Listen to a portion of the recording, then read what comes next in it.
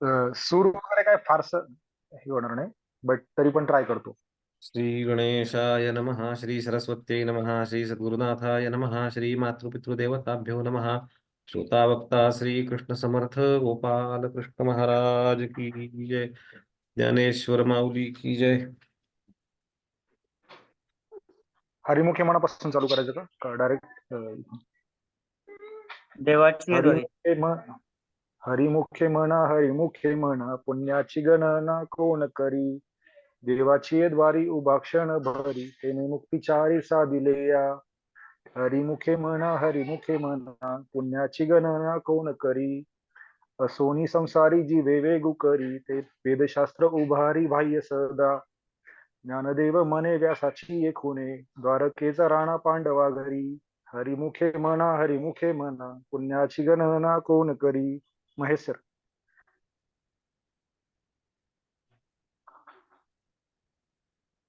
महाराज ज्ञानेश्वर, ज्ञानेश्वर, ज्ञानराज माऊली तुकाराम.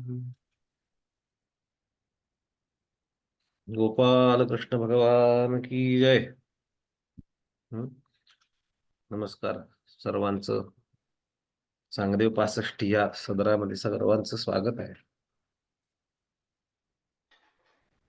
म्हणजे खरं तर मला काय बोलावं हा प्रश्न पडलेला आहे, ज्याच्यावर भाष्य करताना माऊलींनी म्हणजे दोन श्रीकृष्ण एकत्र येऊन त्यांनी हा सगळा लीला संभार तयार केला. भगवंतानी भगवद्गीता सांगितली आणि त्याच भगवंतानी पुन्हा माऊलींचं रूप घेऊन तीच गीता मराठीमध्ये आणली. आणि आपण त्या अशा थोर व्यक्तीच्या अनुभवावरती किंवा अशा थोर व्यक्तीने जो उपदेश केला त्याच्यावरती बोलणं म्हणजे खरोखर शिवधनुष्यापेक्षाही जास्त. हे ज्ञानधनुष्य आहे, फार अवघड धनुष्य आहे. शिवधनुष्य कदाचित सोपं असेल, कारण शिवधनुष्य उचललं लोकांनी मोडलं अशी आख्यायिका आपल्याला बघायला मिळते. पण हे ज्ञानाचं धनुष्य हे अत्यंत अवघड धनुष्य आहे, जे पेलणं ही माऊलींची कृपा असेल तरच हातून होऊ शकेल. त्यामुळे जर काही चुका होत असतील तर त्या माझ्या चुका आहेत असं समजून श्रोत्यांनी उदार मनानं क्षमा करावी. माऊलींच्या चरणी नमस्कार करून आपण आरंभ करूया. विषय प्रवेश असं ज्याला म्हणतो आपण, चांगदेव 65 असं म्हटलं. आपण आता उभा देवाची ये द्वारी उभा क्षणभर म्हणजे देवाची सुरुवात. इथं चांग देव आहे. चांगदेव, चांगदेव म्हणजे चांगलाच देव आहे आणि त्यांना देवत्व आहे, देवस्वरूप मिळालेलं आहे.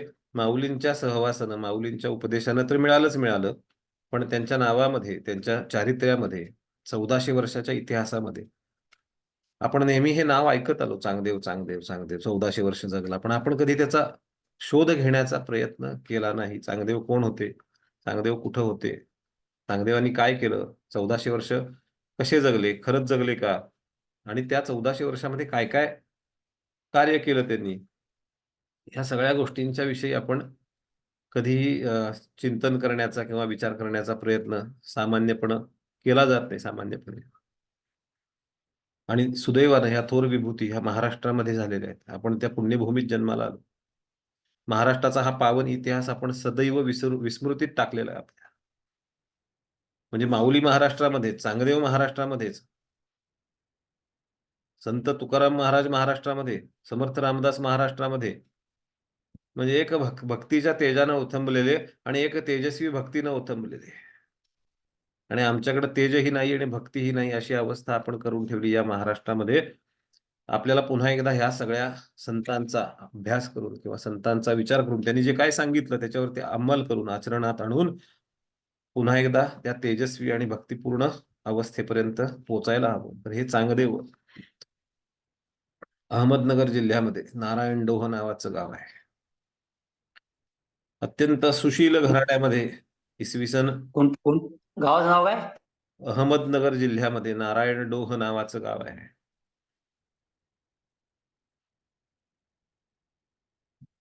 म्हणजे महाराष्ट्रामध्येच. तिथे मुधोजी पंत कुलकर्णी नावाचा एक सद्गृहस्थ राहत होते, यजुर्वेदी ब्राह्मण होते. आणि कालाचा विचार केला तर साधारण इसवी सनाच्या अगोदर 100 वर्षाचा विचार.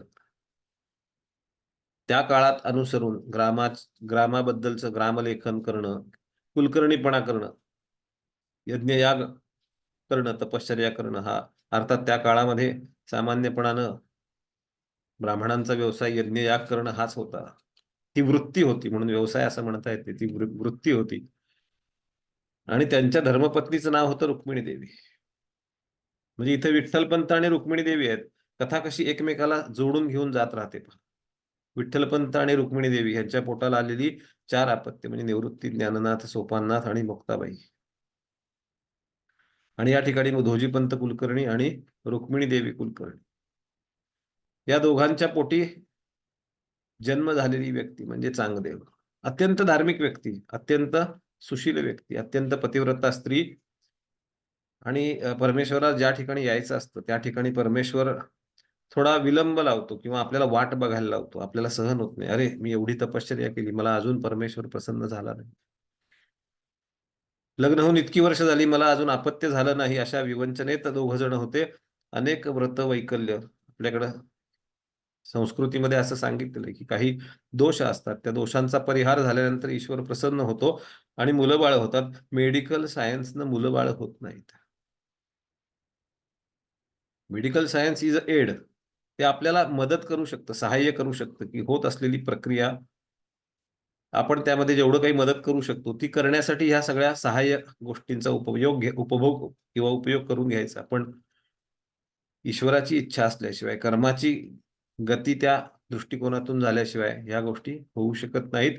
बरेच वर्ष निपुत्रिक होते. त्या काळात देखील वैद्य आणि वैद्यकशास्त्र अत्यंत प्रगत होतं. तरी देखील पुत्रप्राप्तीसाठी त्यांना अनेक वेळा व्रत वैकल्य बरीच करायला लागली. पूजापाठ, यज्ञ, हवन, दान, धर्म अनेक गोष्टी करायचे.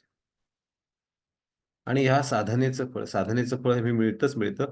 साधनेचं फळ म्हणून त्यांना एक दृष्टांत झाला की पुढच्या नागपंचमीला तुमच्या दारात एक योगी येईल आणि त्या योग्याची तुम्ही आतिथ्य करा. त्या योग्याचं त्याचा आदर सत्कार करा, त्याला भिक्षा द्या, असा त्यांना आदेश झाला, असा त्यांना दृष्टांत झाला.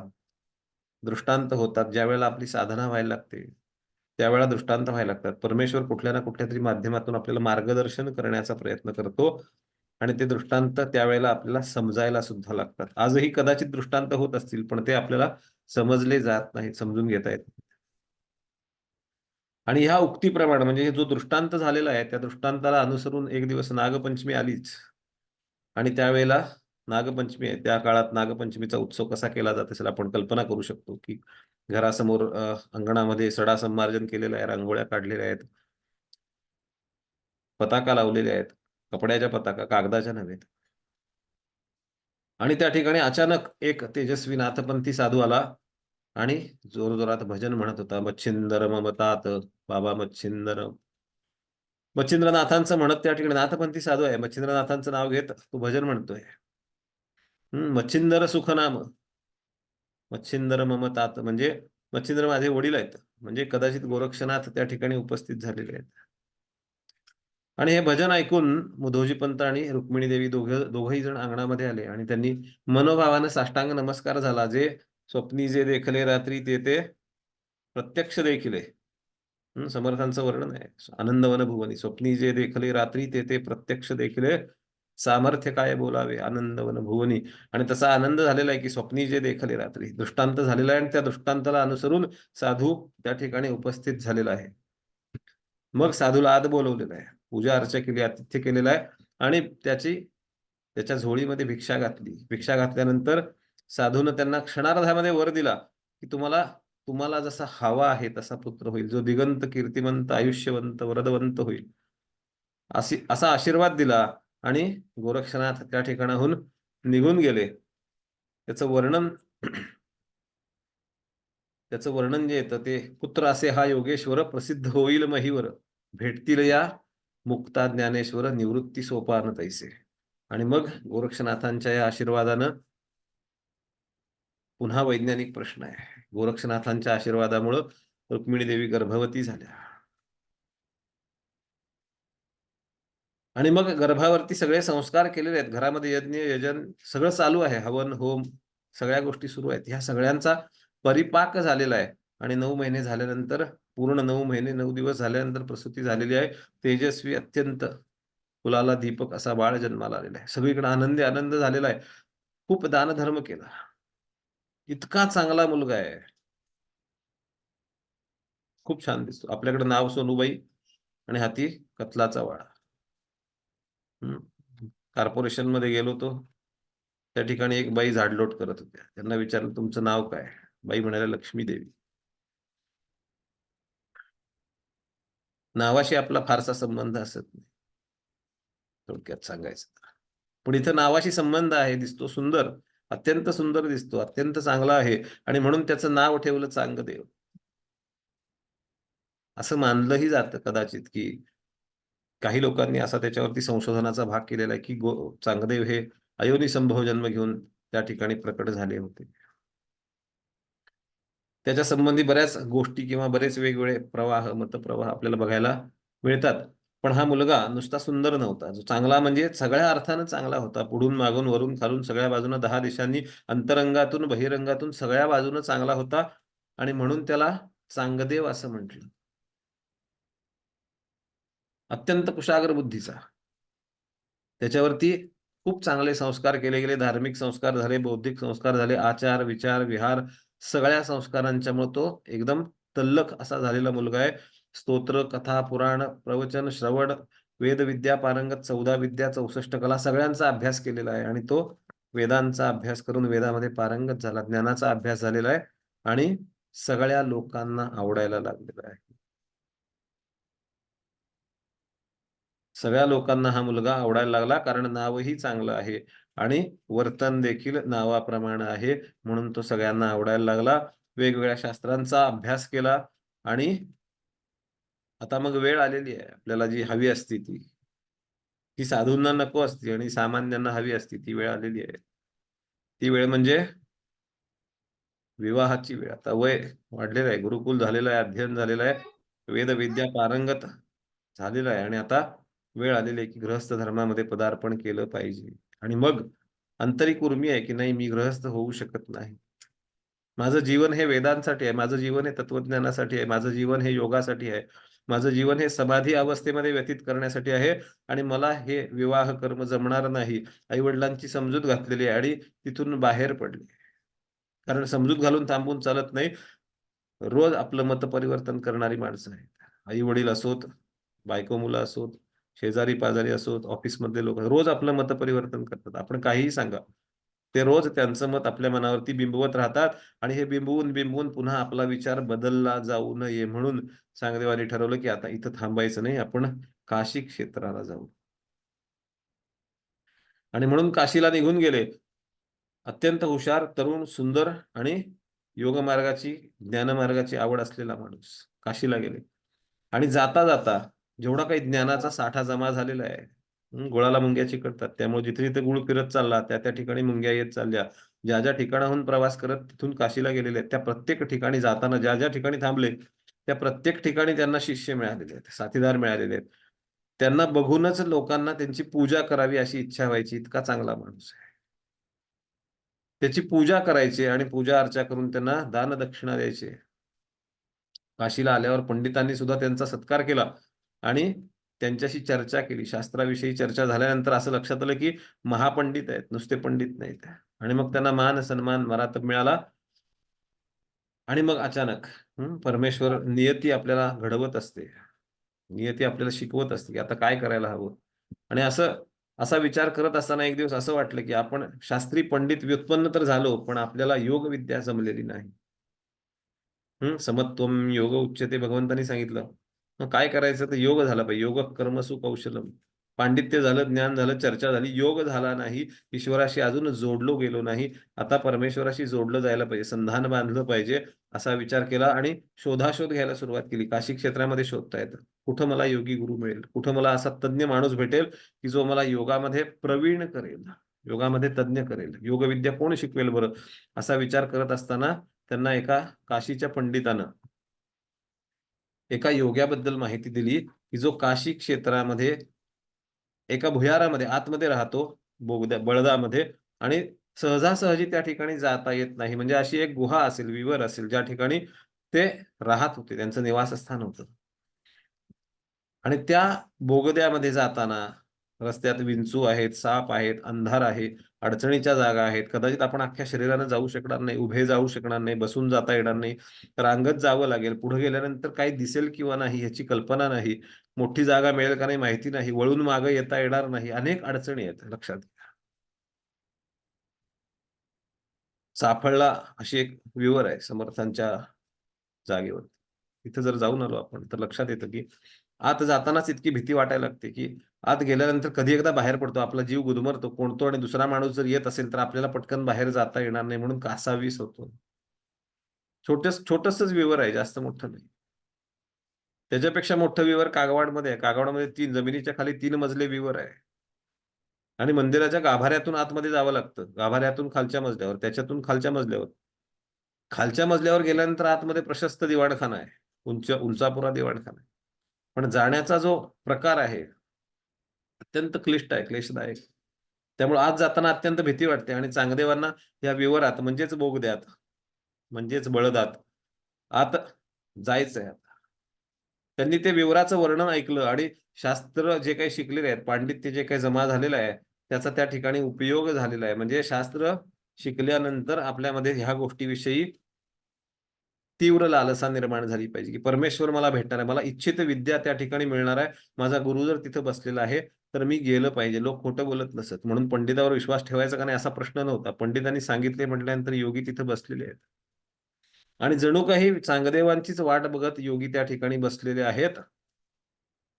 म्हणून चांगदेवांना ही प्रेरणा झाली. गुरु आपल्याला बोलवून नेत असतो, कायम लक्षात ठेवायचं. गुरु आपल्याला बोलवतो. आपल्याला मंत्र मिळाला, दीक्षा मिळाली किंवा आणि काय मिळालं याचा अर्थ गुरुनं आपल्याला बोलवून दिले. आपणहून आपण गुरुकडे जात नाही.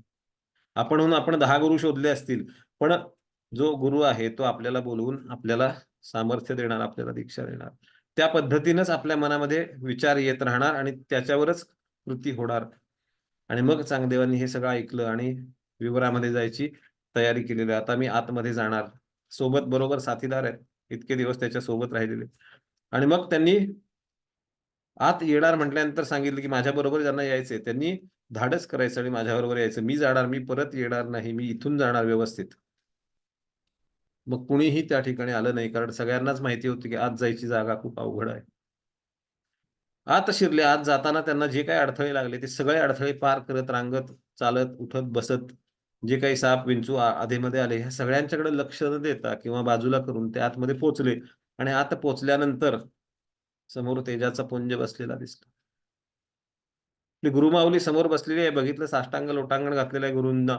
आणि मग गुरूंनी सांगितलं, अरे फार मोठं काम करून आलास तू, म्हटले या विवरात यायचं एवढी सोपी गोष्ट नाही, इतक्या सहजासहजी तू आलास, तू मनावर घेऊन आलास, तू माझा शिष्य आहेस, माझ्या प्रेरणेनं तू इथपर्यंत आलास, आता तुला काय हवं ते सांग. तो म्हटला मला योग विद्या शिकायची म्हणून मी या ठिकाणी आलेलो आहे.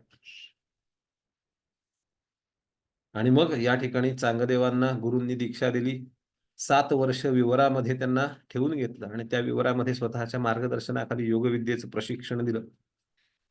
योगविद्येमध्ये तज्ञ केलं, तरबेज केलं. योगविद्येमध्ये इतकी उत्कट अवस्था प्राप्त करून दिली की ज्या ठिकाणी समाधी अवस्था मिळाल्यानंतर प्रत्यक्ष यमराजाची सुद्धा तुझ्यावरती मात्रा चालणार नाही असा आशीर्वाद दिला. 7 वर्ष त्या ठिकाणी अभ्यास करून घेतला आणि आता योग विद्येमध्ये पारंगत झालेला आहेस, आता तू तुझ्या कार्यासाठी निघून जा म्हणून सांगितलं, आशीर्वाद दिलेला आहे. आणि चांगदेव आता विवरामधून पुन्हा बाहेर आलेले. आणि आता बाहेर आल्यानंतर चांगदेव जे काही करणार आहेत ते आपण उद्या बघूया. गोपाल कृष्ण भगवान की जय.